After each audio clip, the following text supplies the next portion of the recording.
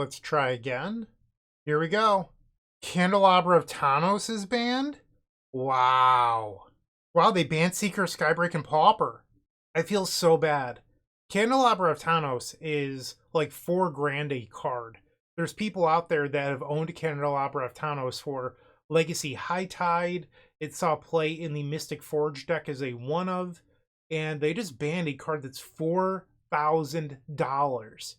I am floored right now. They could have gone after the One Ring or Planner Nexus, and they chose to go after the $4,000 reserve list card. That is not typical in Legacy. Seeker of Skybreak, I'm a little surprised by because it won the first three Pauper challenges it was legal for, and then over the weekend, it didn't have a great result. It did well in one challenge, but I mean, Cycle Storm actually won the Pauper Super Qualifier, and the Seeker of Skybreak deck wasn't even there. Like, it was ninth place was its best finish. So I'm a little surprised to see Seeker of Skybreak banned. Brawl got a bunch of updates. Cool. All right, I'm interested to see what they say today about Candelabra of Tawnos. Oh man, rest in peace. That card did not deserve to be banned.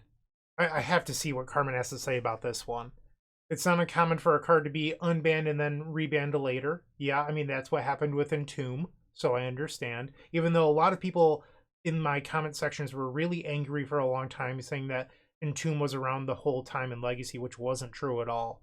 But okay, we're getting a little bit of a history of Candelabra of Tawnos. We're going to keep scrolling.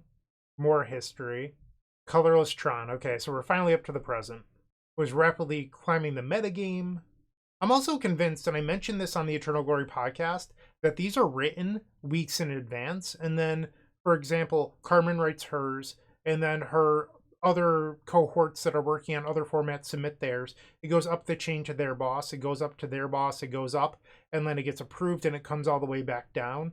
So I wouldn't be shocked if this was actually written by Carmen 2 weeks ago. It might not be up to date to the last weekend. However, they did make a change based on Seeker of Skybreak, so maybe my tinfoil hat theory is just wrong. Okay, so we saw 2 copies of Colorless Tron in the finals of the Showcase Challenge. Yes, it did very well in that event. Okay, more about Candelabra of Tawnos. Concerns them to a degree where they feel like they need to act. Most likely to cause problems moving forward. I mean, it was legal forever, and it saw play in just High Tide. I think if you were going to look at a card causing problems moving forward, it would be the One Ring or even Planner Nexus. They went after the worst of the 3 options. It doesn't show up unless it's in a problematic, strong combo deck. I don't think that's... When was High Tide ever problematic? And like the thing about like the Mystic Forge deck where it saw play as a one of, it wasn't like a main plan. It was sort of an afterthought there. So I don't think that's true. I think they're showing their little bit of a lack of knowledge in that part. They like that they've seen Planar Nexus power up Urza's Tower.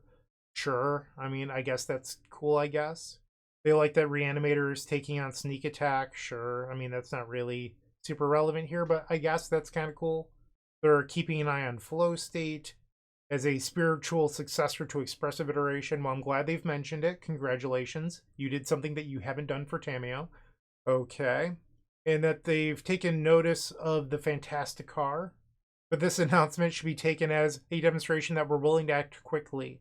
Yeah? Oops All Spells was legal way too long. Where was your quick action then? Or the 3 years that Reanimator was dominating Legacy? Maybe it's... I mean, I don't mind quick changes. I actually like quick changes. My issue is that they're not consistent. So I think if they're now saying, hey, we need to be better, that's great. As long as you're consistently answering the problems, that's okay. But I just think that this is a little bit in bad faith, but hopefully it's not, and that they're willing to act more quickly in the future.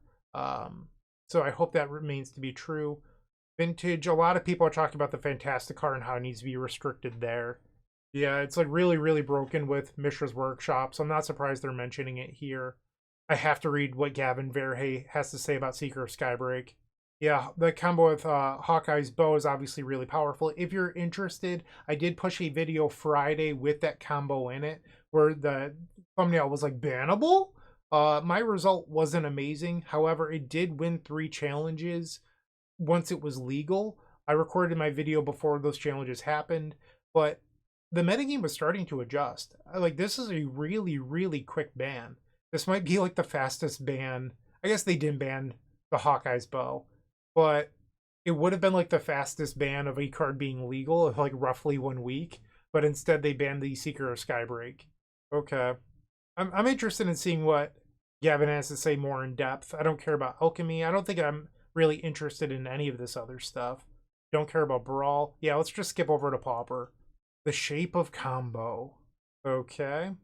They can't make cards like Seeker of Skybreak today that say untap, because they all normally have a clause like untap another target permanent, where Seeker of Skybreak just says untap target creature, which allows it to untap itself.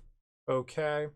You could go all out with like Simian Spear Guide and Lotus Petal, but nobody was doing that. Everybody was putting it in other decks, and a lot of people actually thought that they were supposed to ban Sneaky Snacker because that's the card that actually propped the deck up to be resilient, but that's not what they did here today. Okay. I mean, I read a lot of like the Pauper subreddit and like other online communities because I like to stay in tune with what the average person thinks. And a lot of people were like, you should leave the combo but take away Sneaky Snacker, because Snacker sees a lot of play in Pauper. And I don't know if it's actually a problem, but it is a nuisance. So why take action? Yeah, the Naya Gates deck won 3 challenges. We get it. I mean, Lava Dart sees a lot of play. People could have been playing Gut Shot, but they weren't. Like, you didn't give people time to adjust. I'm not even, like, super upset here.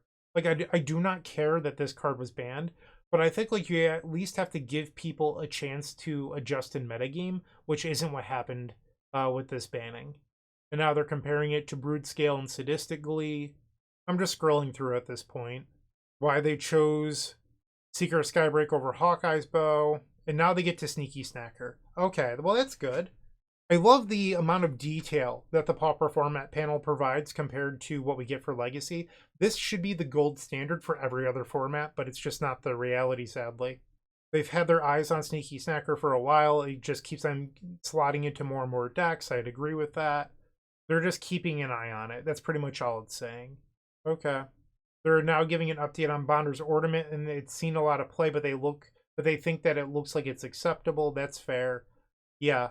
So this should be what every format has, but sadly, Pauper's the only one that gets it. I was anti-Legacy Format Panel for a long time, but my opinion has changed over the last few years. I'm all for it, but I don't think we'll ever see one due to some of the nature of the Pauper Format Panel. Like, these individuals down at the bottom, I scrolled past it, they receive like threats and hate mail and everything else over banning cards that are worth like $3. Imagine if a Legacy Format Panel existed and they banned a card like Candelabra of Tawnos that just made someone lose $16,000.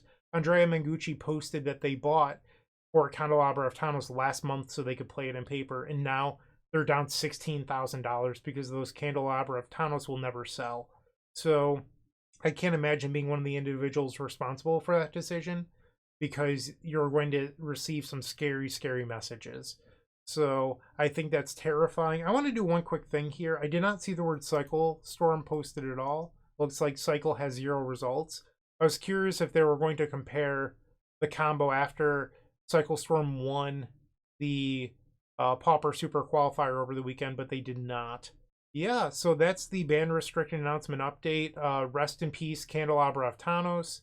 I think you were the wrong card to be banned, and it probably should have been the One Ring or even Planner Nexus, but I am not on any sort of panel. I do not advise. I'm just a guy with opinions that makes YouTube videos. Thank you for watching. I really do appreciate it. Happy Monday, and as always, keep storming.